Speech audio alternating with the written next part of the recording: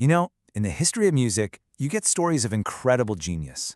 And you get stories of pure tragedy. But it's pretty rare that they crash into each other with as much force as they did in the short, brilliant life of Master Madan. His was a talent so bright, it was basically snuffed out right after it ignited. I mean, it's the question that's haunted people for decades. You have this voice that could mesmerize an entire nation, a prodigy who was selling out concerts and was all over the radio, and then just gone in a flash. So how on earth does something like that happen? Well, officially, the cause was never really pinned down. But the story that took root, the one everyone whispered about, was way, way darker than any simple illness. It was a story of professional jealousy so toxic, it actually turned deadly. To really understand the sheer brilliance of his talent, we kind of have to start in the shadows. We have to start with his death, because that's where this whole dark legend really begins. Just think about that for a second. He wasn't even 15. At an age when most of us are just trying to figure out high school, he'd already achieved more than most artists do in an entire lifetime. And he was just getting started. When he died in Shimla, it sent an absolute shockwave across the country. And this wasn't some sudden, tragic accident. No. As the story goes, it was a slow, calculated, and deliberate act. His rise to fame was so fast, so meteoric, that it threatened some of the established singers of the day. And the rumor is, someone decided the only way to compete was to silence him forever.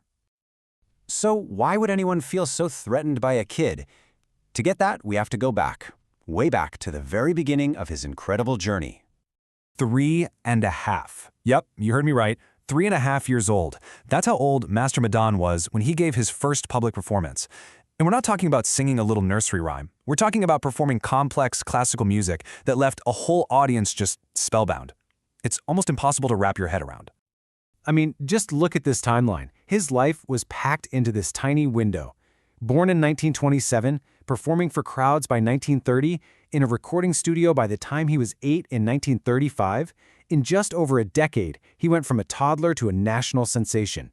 His whole life, it's right here, but his impact, that was just immeasurable. And his life was pretty extraordinary right from the get-go.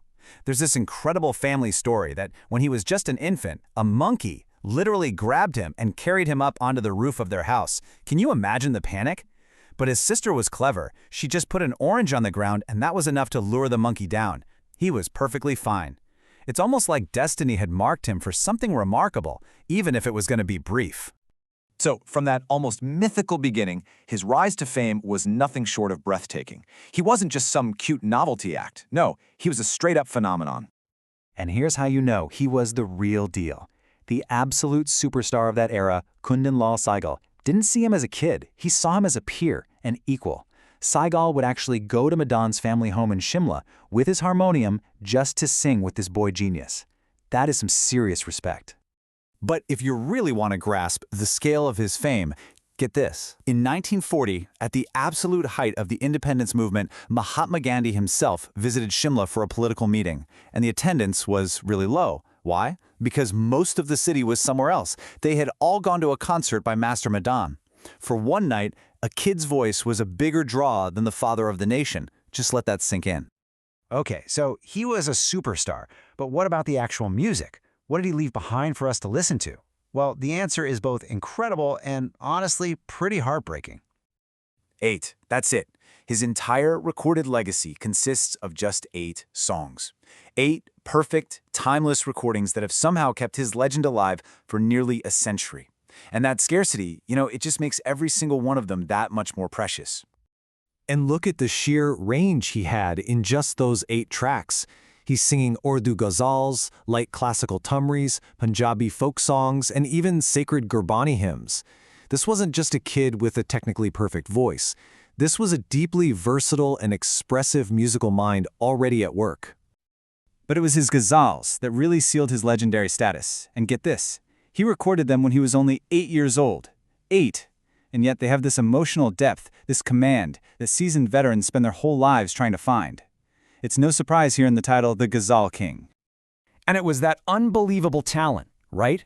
That maturity that was just so far beyond his years. That's what seems to have brought that dark shadow of envy crashing down on him. The whispers all centered on mercury. It's a classic, slow poison. And when you read the accounts of his final months, they describe this persistent, low-grade fever and him just gradually wasting away. The symptoms are a tragic, chilling match for mercury poisoning, a method that would have been incredibly difficult to prove back then. The mystery only gets deeper when you hear all the different stories that came out. Was he poisoned with a drink at the radio station in Delhi? Or was it a poisoned betel leaf, a pan, given him by a rival in Umballa? Maybe it was in Kolkata after a huge show, or even mercury mixed in his milk in Shimla. The fact that so many theories exist just shows how completely convinced people were that he was murdered. In the end, it's just heartbreaking. As he lay dying, he reportedly turned to his mother and spoke these final poetic words. It's a chillingly beautiful farewell from a boy who, even then, seemed to understand things that were far beyond his years. But his death wasn't really the end of his story. In a lot of ways, it was the beginning of his immortality. The entire city of Shimla just shut down its doors in a collective act of grief. And then, in this final, powerful symbol, they cremated him with all of the gold medals he had ever won from competitions and royalty. All of his life's achievements, all his worldly success, it all turned to ash right there with him. So when you boil it all down, his legacy is really four things. He's a genius who was silenced. He's probably the first known victim of professional jealousy in the history of recorded Punjabi music. His life is this timeless cautionary tale about talent and envy, and he's an artist whose towering reputation rests on just 8 perfect songs. His story isn't just about music. It's a stark reminder of how fragile brilliance can be when it's up against human darkness. The poet Keats wrote that line, "Heard melodies are sweet, but those unheard are sweeter." The 8 songs we have from Master Madan are a gift, but his story forces you to wonder, doesn't it?